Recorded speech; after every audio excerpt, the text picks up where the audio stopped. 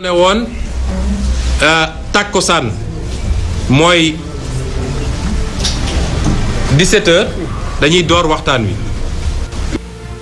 ngi toog que bëri na ñuy def direct doon xaar may wax sénégalais yi di leen gaaral ni dañoo amoon lu ñu gàllankoor tuuti ndax tey bi ñu toogee ba booru midi ñii nga xam ne ñooy saytu suñu kaaraange dañoo gisoon ni am na benn woto boo xam ne te lépp nag filmé nañ ko heureusement ñaari fan a ngi nii mu taxaw sama wetu kër léeg-léeg ñaar ñi ci nekk génn bu ñu ñëwee taxaw di filmer sama kër di jël ay photo ba tey mu am ñenn ci sama waa kaaraange ñu jàppanteeg ñoom parce que loolu noonu dafa garaaw parce que loolu violation de domicile la violation de la vie privée la te constaté nañ ko te dinañ déposer plainte bañ leen ca gisee la ñu dem araftu leen mu am xëccoo seen diggante ñu ñëw wax ma ko daanaka bi ñu ma ko waxee dama leen ne dem leen ngeen jàppal ma leen parce que Macky Sall xoqatal gi muy xoqatal dafa war a xam ni ñun loolu yëngaluñu man Macky Sall mënumaa tiital yor na police yor na gendarme yor lu mu neex lu ko neex waaye mënumaa tiital su doon moom ak man rek ñoo ci des bët ak bët moo ak man rek bët ak bët wala APR ak Pastef rek bët ak bët léegi ñu gis ñu ñokkali kon ñu jënk la réew jox la ay jumtuwaay yoo xam ne ñépp a ci yem nga koy utiliser yow pour di topp ay adversaire politique loolu tardement la wala deltu gannaaw la ci Sénégal te loolu Macky Sall la ko def bi xëccoo bi amee ñu am lu ñu bàyyi ñoom sax ca bañuy daw waaye bi ñu ubbee gannaaw oto bi nañu xam ne ñun Sénégal ñun ñëpp kenn nekkatul en sécurité ndax ñoom yor nañu ay jumtukaay yoo xam ne dañ koy ñëw taxawal fii boo duggee sa biir wanag di def sa soxla sax ñoo ngi dégg li ngay def loolu nag lu baax la cim réew waaye waroon nañ ko yóbbu nu ñuy def ba terroristes yi du ñu dugg Sénégal nu ñuy def ba samba boy yi du ñu dogaale nit ñi di foqati seen alal waaye jël un adversaire politique dem teg loolu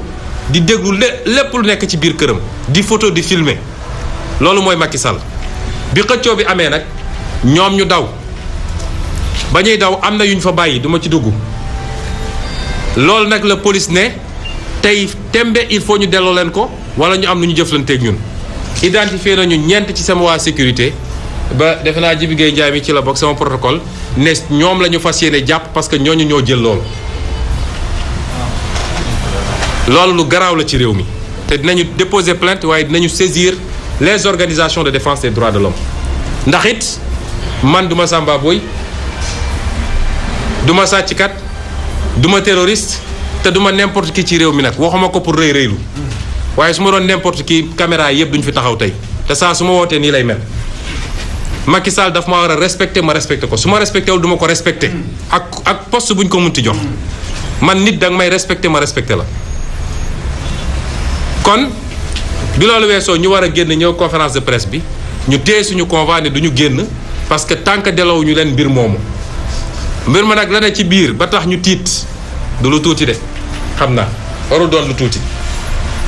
kon fii la suñu démocratie toll il faut ñëpp xam ko terrorisme d'État moo fi nekk te Macky Sall moo ko jiite bu ñu leeralee loolu nag ba ñëpp xam lu tax ñu tardé may wax suñu mbokk yi ni réew mi presque fukki fan ak juróom a ngi nii ci tey ab wax lëmbe réew mi yéen ñëpp xam ngeen wax ji jarul may dugg ci détails yi muy loo xam ne nag lu war a tiis la ci ñun ñëpp ndax jamono joo xam ne àdduna bi yëpp a ngi am njàqare ci li nga xam ne mooy li dal àdduna ba tey kenn mënatul tukki kenn mënatul liggéey normalement kenn sañatul génn guddi loolu mu waroon doon lu ñëpp tal tey sénégalais yi boole kook yeneen ak yeneen yoo xam ne sénégalais yi jaax na lañ ci sénégalais yi lekkatuñu ba suur sénégalais yi amuñu liggéey sénégalais yi fajuwuñu ñu waroon tal leneen moom Macky Sall ñu teg ko ci bopp réew pour mu saafara loolu amul lu muy tal moom du di def ay complot ci naka laay def ba fexeel sama adversaire politique loolu gàcce la tey àdduna yépp a ngi ñu tiim di reetaan Afrique yëpp a nguy tiim di jee reetaan te dara warulu ko lu dul Macky Sall mi ñu dénk réew mi. lii nag ñun ñëpp daf ñoo war a delloo ci ñu xoolaat suñu bopp mbokki Sénégal yàgg naa ko wax réew du caaxaan a koy defar réew mu la raw rek daf laa ëpp parlu gën laa gëm boppam gën laa gëm réewam waaye gën laa mën a sàmmanteeg ay charte yoo xam ne waa réew mi ko teg ñëpp yem ci. yooyu nag amoon nañ fi ay occasion yu bëree bëri pour di dañ fi parce que lu toll ni état amul lu muy def lu dul naka laay def pour dajale ay mbir di compléter pour faagaagal ab nit. ça veut dire que amuñu état bi ñu am propriété ab nit la ak clan ku bokkul ak ñoom wala ku ne ànduma ak ñoom bokkoo ci réew mi. occasion yi nag ñu amoon nga xam ne lu mel ni assise nationale defoon na ci liggéey CNRI nga xam ne defoon na ci liggéey ak yooyu ñun ñëpp dañoo war a xam ni yooyu ñu raté moo ñuy topp ba tey jii. ba tax nag di ngeen ma may ma gërëm sénégalais yëpp parce que mbir mi bi mu amee bi mu ne kët ne jon sénégalais yëpp en tout cas li ëpp Sénégal dañ ne lii gëmuñu ko. laata sax man may génn di wax ci dimanche boobu li ëpp ci Sénégal dañu ne lii ñun gëmuñu ko loolu ñu ngi ciy sant yàlla parce que kóolute la te kóolute googu duñ ko mus a wor ni ma leen ko waxee di ko wax tout le temps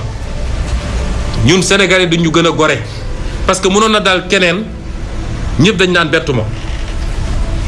mais bi ñu nee Ousmane Sonko siif na li ëpp ci Sénégalais dañ ne lii gëmuñu ko laata sax may génn man pour wax sama wax ñu ngi leen di gërëm ci loola. di gërëm ñi nga xam ne lundi bële le 8 ñëw nañu yendoog man ci kër ga ku mel ni Cheikh Tidiane Dièye yi si la bokk mëq ak ñun grenade lacrymogène yi fekke duma yi fekke bal yi lépp ñu bokk ak ñoom ñu bëri woon nañu ay leader politique ñoom kenn bokkuma keneen ak keneen su ma limee rek juum ñoo xam ne ñoo ko bokk ci bés boobu ñu ngi leen di gërëm suñu partenaires yi nag. parce que bi mbir mi amee ba léegi kenn noppalatul su ma nee lim damay juum fii suñu coalition fi nekk waaye am na ñoo xam ne bokkuñu sax coalition waaye liñ ci daj ku mel ni docteur Babacar Diop bi defe naa bi mbir mi ne kët ne jon moo njëkk a addu ci politique yëpp ci ma gisoon ko ci site internet yi. ñooñu ñëpp ñoom Mortala ñiy toog fii nit dof kenn ak keneen nelawatuñu lekkatuñu ñooñu ñëpp parce que ku déggul turam rek bu ma ko jàppee. waaye xam naa leen ñu ngi leen di gis ñun ñëpp ñoom Dame Mbodj damay tooñ keroog benn waaye ne ko man léegi Ousmane Sonko Mbodj laa tudd ndax Dame Mbodj ak Aïda Mbodj lañ ca daj ak la ca def te defuñu ko pour intérêt bu ñuy ut si man ñenn ñi sax miinantewuñu Dame Mbodj defe naa benn yoon la ñu mës a gisee ñooñu ñëpp lañ ca daj ñu leen ciy gërëm di gërëm waaye di gën a soññ ndawu Sénégal. ndax keroog ndaw ñi dafa am lu ñu wone lu ñu firndeel mooy naxe bi jeex na te ñoom dégg nañu suñu discours xam nañ luy suñu mbëbët ak suñu yéene ci réew mi ba tax ñu jaral leen liñ leen jaral ñun loolu la ñu wone keroog te keroog dafa am lu tubaab naan un mythe est tombé mooy ndaw ñi wane nañ ñi liñ doon wax ni sénégalais gëmul dara benn sénégalais parewul pour xeex loolu la ndaw ñi waree keroog. may wax ndaw ñooñu di ngeen ñu gën a gore suñu bakkan bii la ñu teg ci projet bii nga xam ne moom la ñu bokk ngir définitivement nooteel ak ni ñu yoree Sénégal nga xam ne lottal na sénégalais jóge fi may gërëm tamit gannaaw ñooñu ñii nga xam ne ñooy samay avocat ndax soobu nañ ci dossier bi te caaxaanuñu ci waaye sonn nañu trop ci ñii suñu ndaw yi nga xam ne moom la ñu jàpp ñu dem di leen topp assister moo xam dig moo xam feneen di fa yenn suba ngoon ñu ngi leen di gërëm bu baax a baax a baax di gërëm kilifa diine réew mi bi mbir mi amee léegi li ma jot ci ay woote ak ay délégation yu kilifa diine yi yónnee kilifa diine yépp nag laa wax ak ñaan yi ma yónnee yóbbante ma ko kenn xamul nu mu toll loolu feesal na sama xol trop trop di leen ci gërëm di leen wax nag ni bu ngeen gisee ni ñëwuma pour dugal leen ci mbir mi ñëwuma ci sàkku ci yéen pour ngeen àddu ci dafa fekk dama xam ni ki ma ko sekkal saa su xasee ba yëkkati lu mel nii mooy nu muy def ba fàggaagal ab adversaire am ci politique séddu ci kenn nawu ci kenn ormalu ci kenn te li fi xewoon xewaat fi xam am na fi ndax gis nañ fay dossiers yoo xam ne ay xalif généraux woon nañ ko ñaan ko mu lànk ne du ko def ñun nag orma googu ñu am ci yéen bëgg orma googu ñu bañ koo xotti moo tax ñëwuñu leen ne leen wax leen ci parce que lii bu xasee ba am moom soo xasee ba dëgmal lu mel nii lenn rek ko mën a arrêté mooy askan wi ci boppam ne nag doy na lii mënatul wéy askan woowu bu jógee taxaw moom dina dellu gannaaw.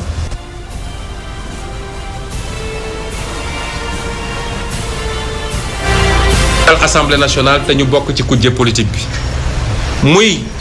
groupe démocratie et liberté nga xam ne moo boole PDS ak ñoom Mamadou Lamine Diallo tekkeek bokk gis-gis ak parti yooyu yëpp wala muy ñi nga xam ne leen ñooy les non inscrits seen taxawaay bi mbir mi taxaw amee ba léegi rafet na ñu ngi leen ciy gërëm di leen ci sant waaye it di jagleel ngërëm xaasatan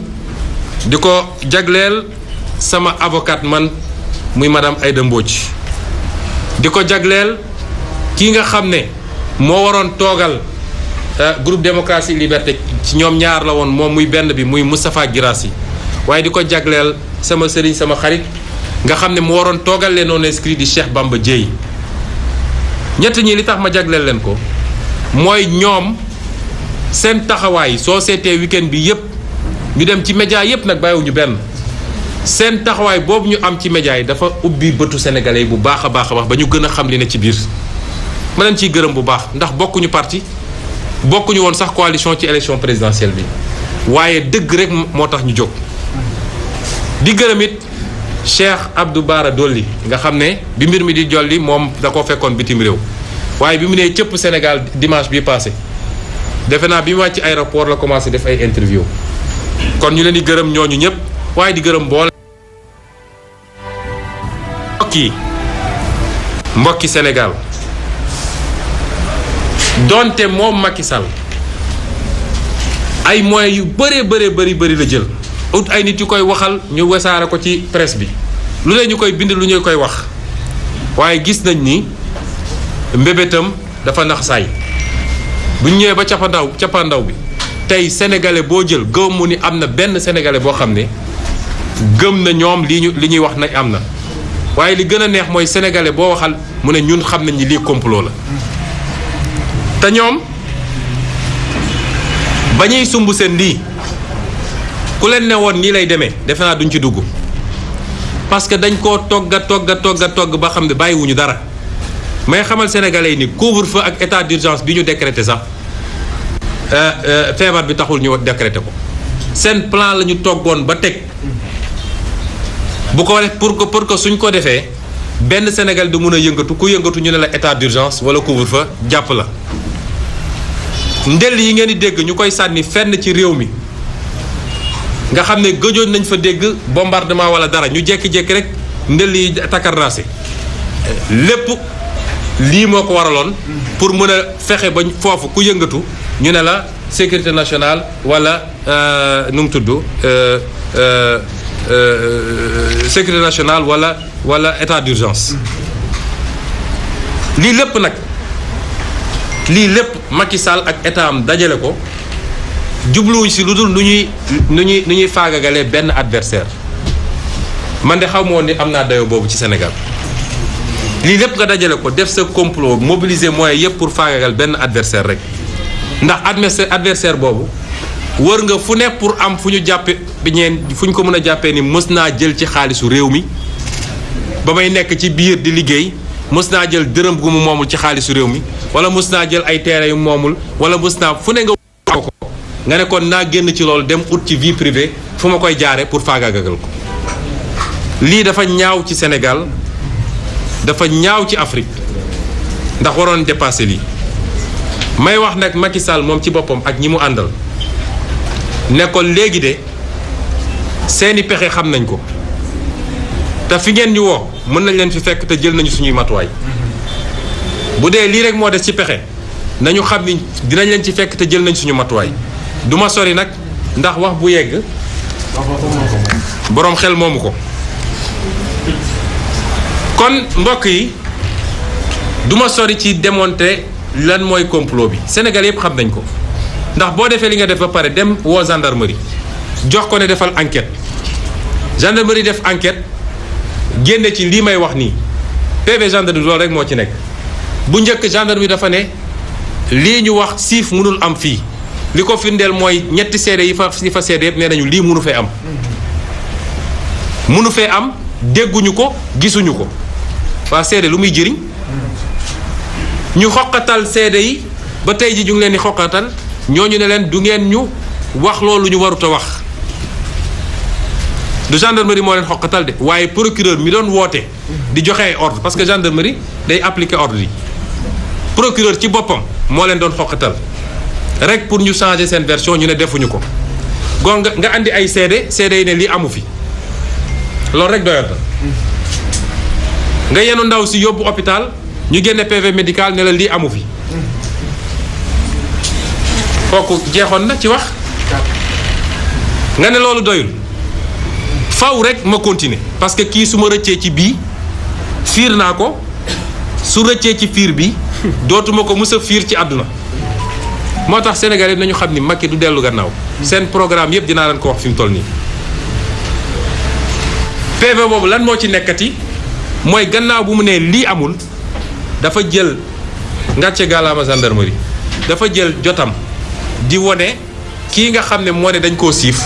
li mu wax yépp te bañ ko bu ñu demee vérifier ko amul moto ma jël si ñu xool oto ko jël si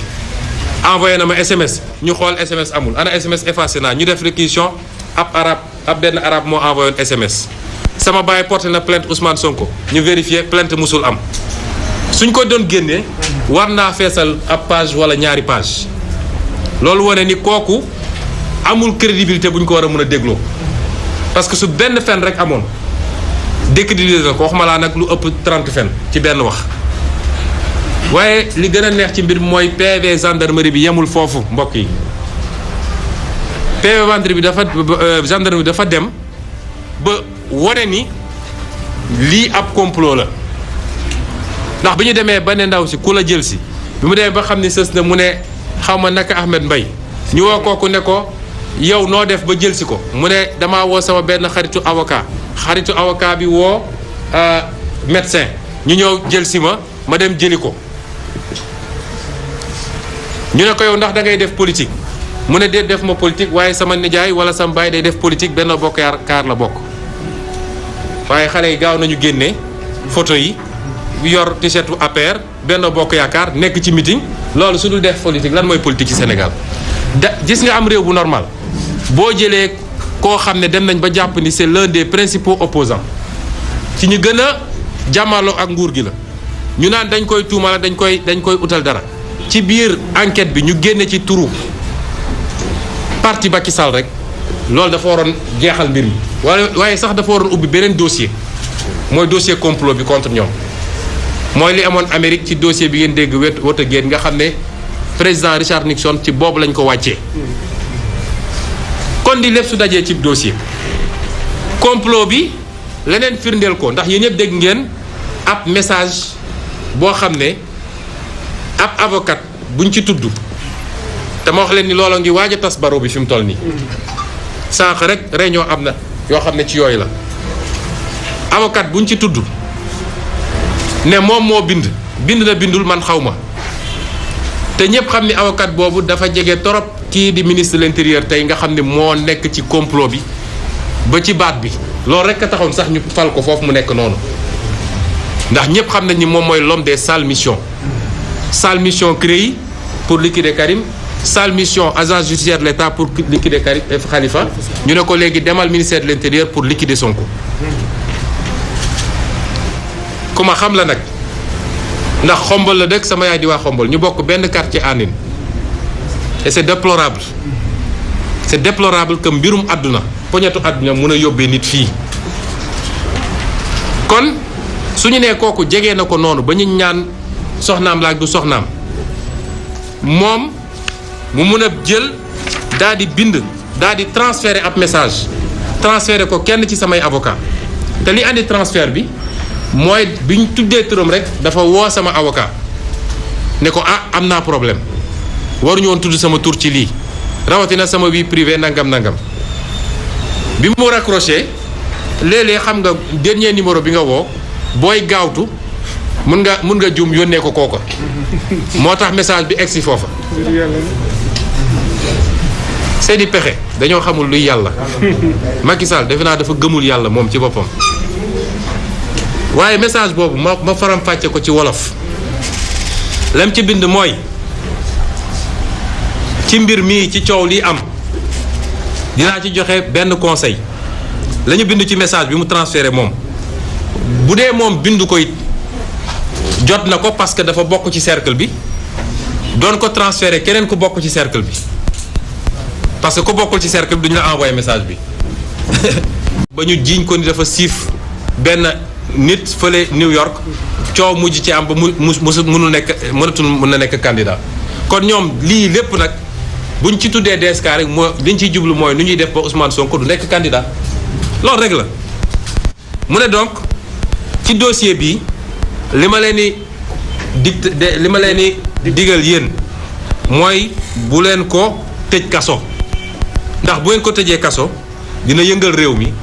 nit ñi dinañ génn di manifester fii ak waa bitim réew pour ñu bàyyi ko mu génn mu ne donc li ma leen di sant man mooy bu ñu yëkkatee malaanu kiiraayam mooy immunité parlementaire bi na ko juge d'instruction convoqué mu ñëw mu déglu ko bàyyi ko mu ñibbi convoqué ko mu ñëw bàyyiwaat ko mu ñibbi ba keroog instruction bi jeex ñu dem procès bu ñu demee procès nag fexe leen ba fësal ni jote am na moom ak xale bu jigéen bi loolu rek doy na jarul ngeen koy tëj bu ko defee maqaamam biir Sénégal day wadd deram day yàqu loolu moo nekk ci message bi lii rek fi ndee na complot leneen loo ci yokk rek day ëpp moo tax bi ñu demee nag ba rapport bi jëm côté boobu ci la procureur tiit ne waa gendarmerie arrêté leen enquête bi parce que bëgguloon gendarmerie woo médecin bi bëgguloon gendarmerie woo avocat bi bëgguloon gendarmerie woo nijaay ga sax wala papa ja loolu moo tax ñu acci may wax nag ni dama ko fàtte woon ci français ku mën a gis Macky Sall na nga ko laaj ndax xam na Adji Sarr am déet Macky Sall ku ko gis na ko laaj ndax xam na Adji Sarr am déet ndax mos naa gisee ak moom am déet ndax wax naa moom am déet mooy président wu Sénégal may leeral nag benn mbir bu am solo mbir moomu mooy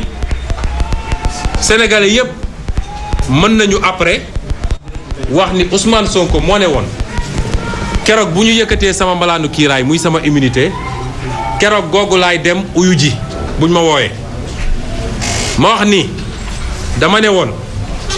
bu dee jaar nañu ci yoon bi nga xam ne moom la constitution teg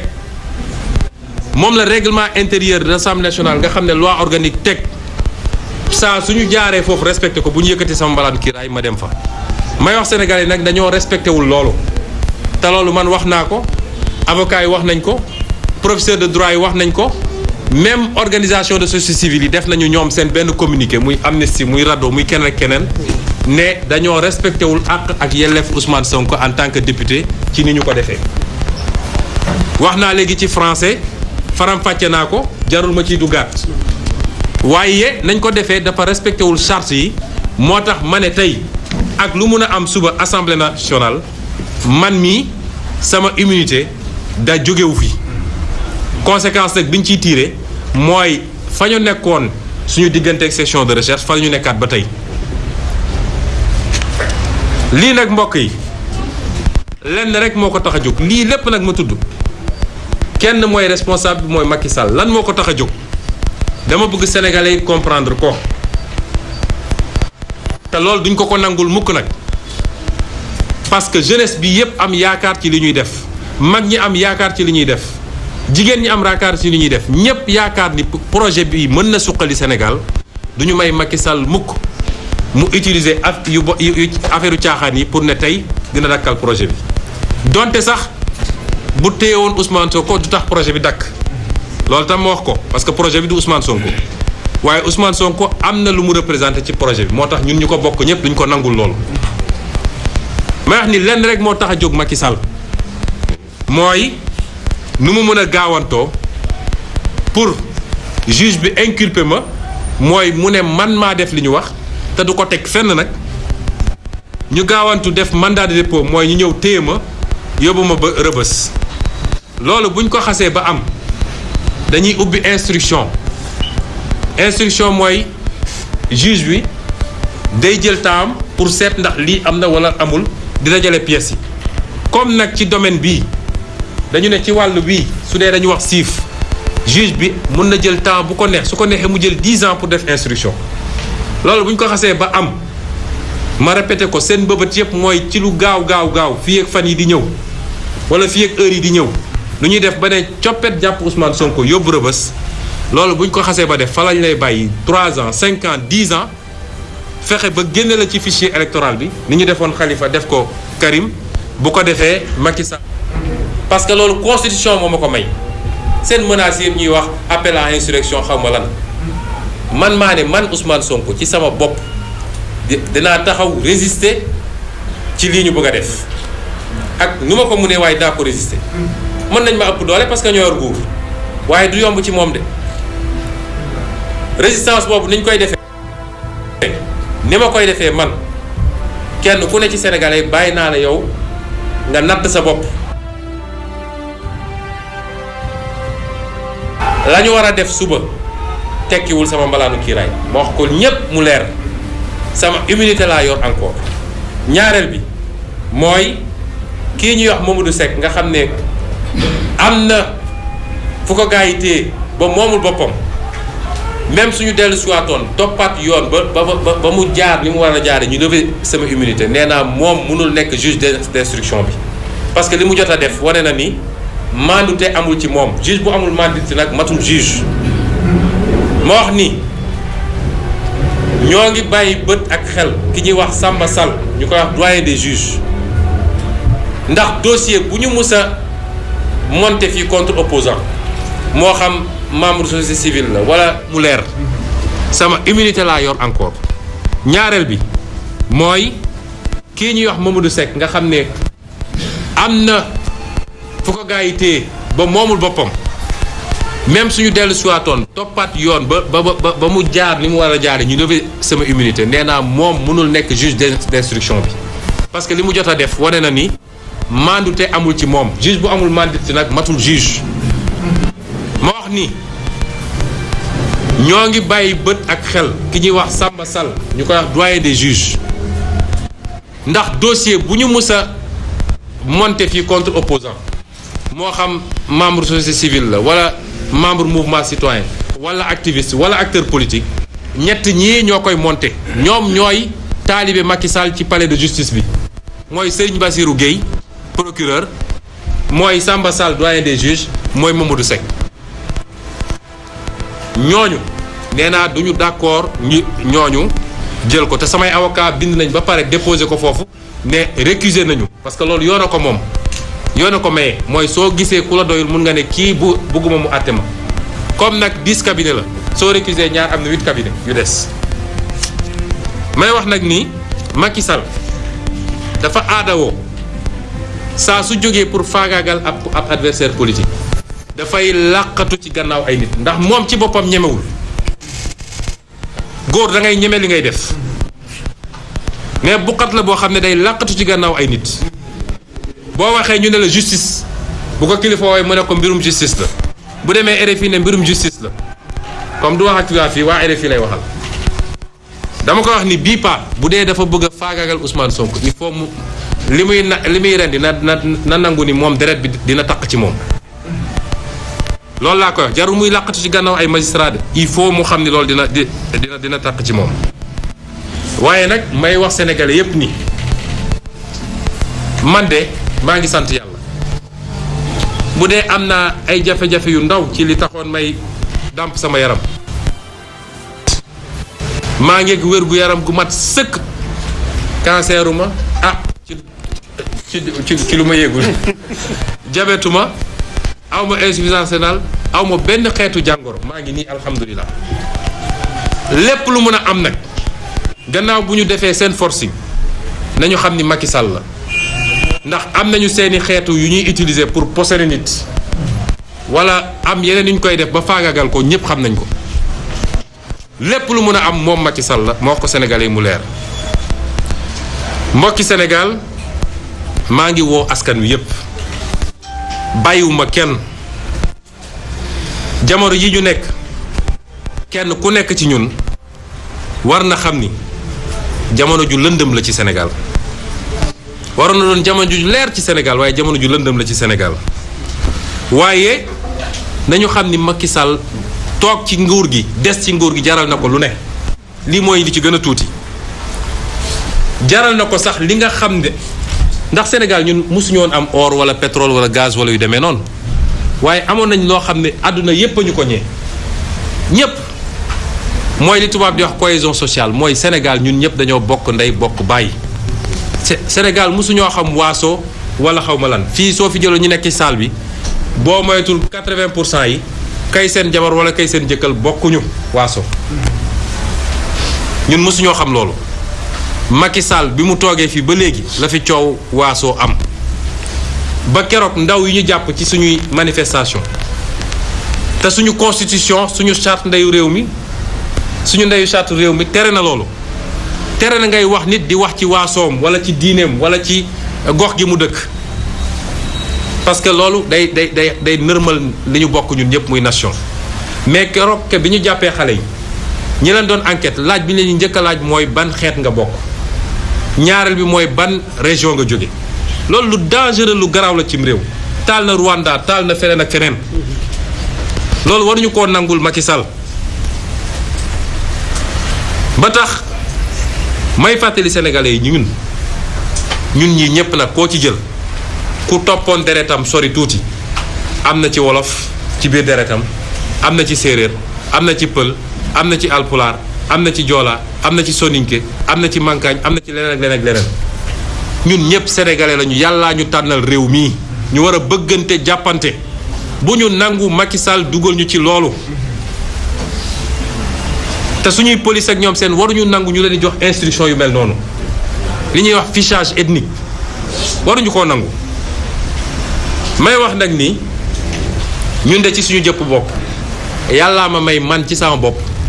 suñuy wax métis ci Sénégal man métis la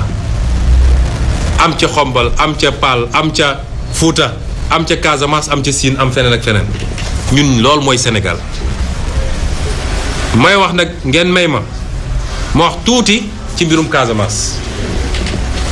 parce que bi ma duggee ci politique ba léegi ñii ma jàmmaar lool kenn mësut a gis acteur politique jamono ñoom Lamine Gueye ba tey mësuñoo gis ku dugg ci politique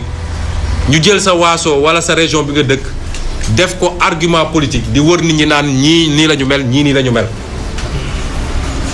damay wax ni Casamance dafa xew ñun ñëpp la naqari ñeent fukki at a ngi nii jàmm amul guerre bàyyiwul ñun ñëpp la naqari te ñi ci gën a perte nag mooy waa Casamance ñoo ci njëkk a perte parce que mënuñu liggéey mënuñu defar économie mënuñu defar leneen ak leneen ñay jàmmaarloo Casamance ñoom ñëpp sénégalais lañu kiy tiire ak ki koy tiire ñoom ñëpp sénégalais lañu kon ñun dañoo teel a wax leeral ko ma bindoon ko ci sama téere waxaat ko ci campagne bi ni ñun dañu dul d'accord benn yoon mu am benn pàccloo bu ñuy defaat fii ci biir Sénégal ndax suñu réew yi nga xam ne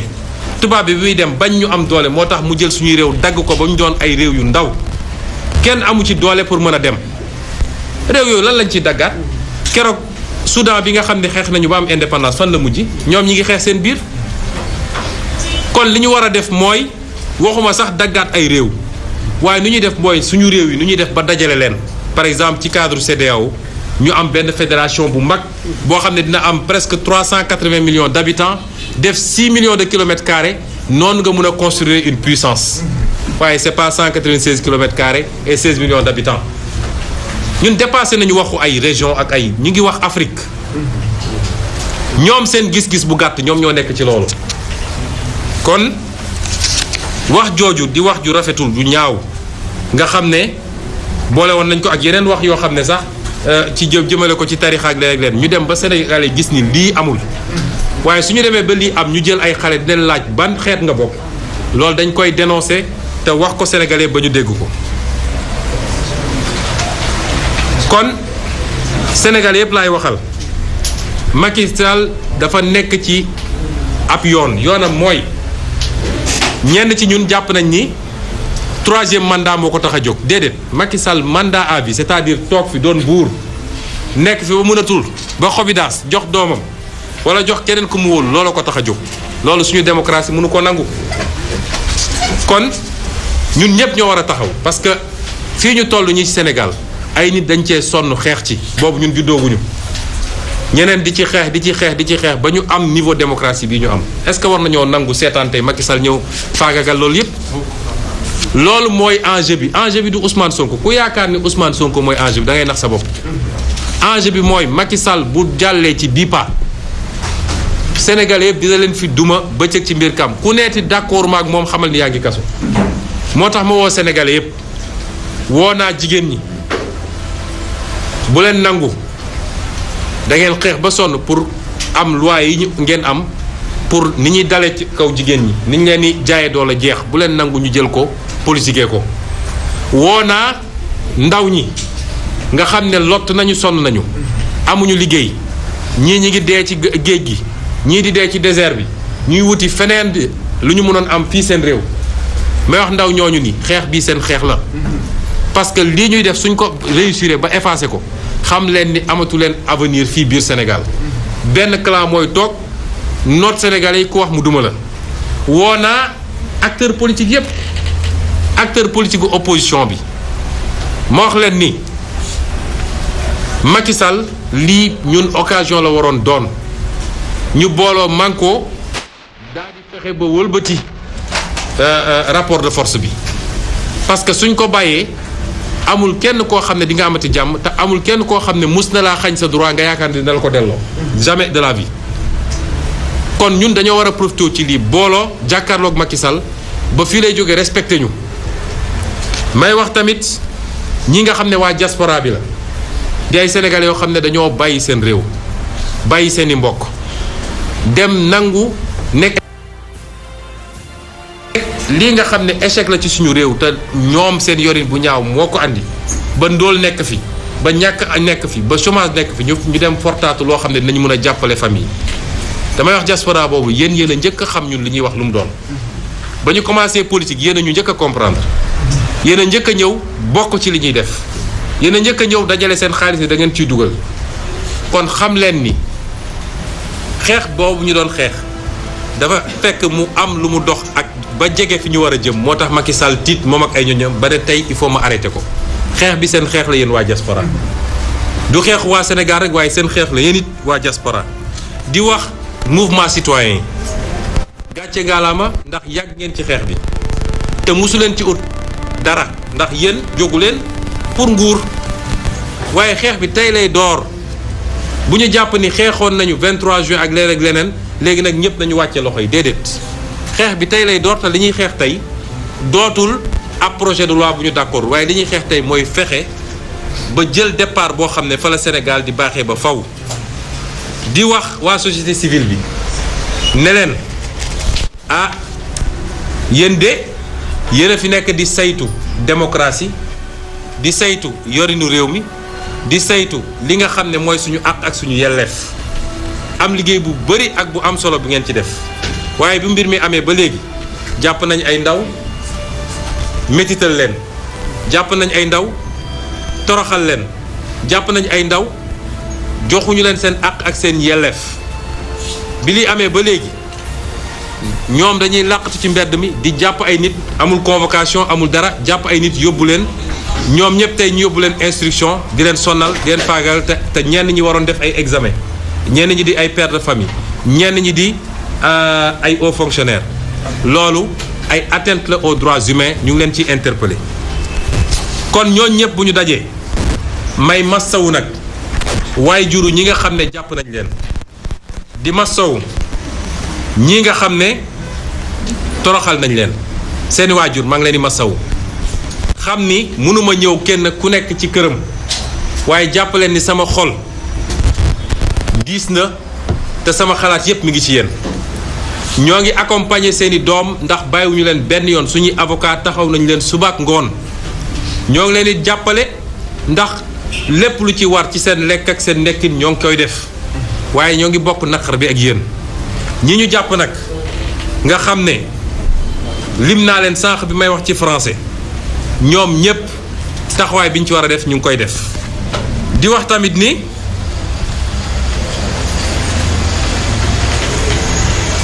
ñii nga xam ne jàppoon nañ leen te bàyyi leen nga xam ne sonal na leen ñoom it ñi nga xam ne gaañu nañ ci maa ngi joxe sànq exemple rek xale bi ñuy wax Boubacar Ba nga xam ne fukki fan ak juróom-benn rek la am fukki at ak juróom-benn tey loxo bi dañ koo dagg ndax dañ ko alkaatee ko dóor bal ci loxo bi photo yaa ngi fii barki démb lañ ko def intervention ak kii nga xam ne ñu ngi koy wax Ousmane Diop Vito di Pastef Sindia nga xam ne tey dafa war a def rééducation parce que paralysie partielle la am waaye dañ ko opéré CTO bal bi ci bopp bi la newoon ñu dóor ko bal à bout portant yooyu yëpp ñu ngi koy naqarlu di leen massaw di wax ni Macky Sall na xam ni lii muy def dina ko dab ndax su dul fii di ci àdduna ndax dafa am loo xam ne bu wéyee ci violence d'État day yóbbu nit ci li ñuy wax crime contre l'humanité kon ñi ngi wax tam Macky Sall ni ñii mu jàpp ñu mat fanweer ak ñett na leen bàyyi ndax bàyyi na fi ñoo xam ne sàcc nañu xaalisu réew mi bàyyi na fi ñoo xam ne luxus nañu bàyyi na fi ñoo xam ne def nañu garaaw a garaaw ñii defuñu dara dul génn manifester réagir ci provocation bi amoon na leen bàyyi parce que ay prisonniers politiques lañu. may wax tamit ni ndaw sii nga xam ne madame Coulibaly la tudd parce que dama bëgg sénégalais yi xam ñu koy wax Ndeye Khady Ndiaye nga xam ne moom bërëb boobu ñu ngi koy faagagal bu métti parce que dañ ko doon forcer pour mu soppi déclaration mu bañ ba tey jii këram liggéeyatul. benn ñaar saa su ne ñi nga bàyyi ay waxambaane ñu taxaw foofu di ko yóoxoog di ko menacer démb si guddi rek borom këram génn na dem jëndi meew ci boutique bi dañ koo xaañ xeer ba toj bopp bi loolu régime terrorisme la il faut mu jeex ci réew mi sénégalais yi il faut ñu xam lii xew te loolu lépp Macky Sall moo ko commandé may wax tamit ni suñu gendarmerie nationale ngàcce gaalaama ci seen taxawaay bu rafet ndax ñoom dañoo am dàkkantal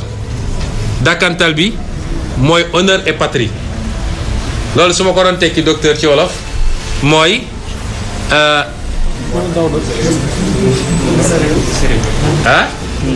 ngor ak bëgg sa réew ngor ak bëgg sa réew ngor nag dafa am kenn ku ma musa ne est-ce que xam nga gore ak bëgg sa réew laa ko war a wax gore ak bëgg sa réew ndax gore moo sut ngor dafa am ko musa ne est-ce que xam nga luy différence gore ak ngor ma ne ko déedéet mu ne ma soo nekkee plateau bugg a dem ngor bu dee yàlla may na wér-gu-yaram mun nga dox dem ba ngor waaye boo buggee dem gore boo mënul fay doo fa yegg loolay différence ngor ak gore ñoom seen dàkkantal mooy gore ak bëgg sa réew ni ñu taxawee ci dossier bi wane na ni gore nañu bëgg nañ seen réew ndax pression bu nekk nag def nañ leen ko waaye ñu taxawaay bu rafet def seen liggéey faraluñu Ousmane Sonko suñ ñoon faral ñoom xanaa kay ñi yor nguur gi la ñuy faral mais def seen liggéey ba wax lu leer naññ lu wane ni lii ab fenk la kon gendarmerie boobu moom la askan wi bëgg moom la askan wi naw ndax gendarmerie institution lañu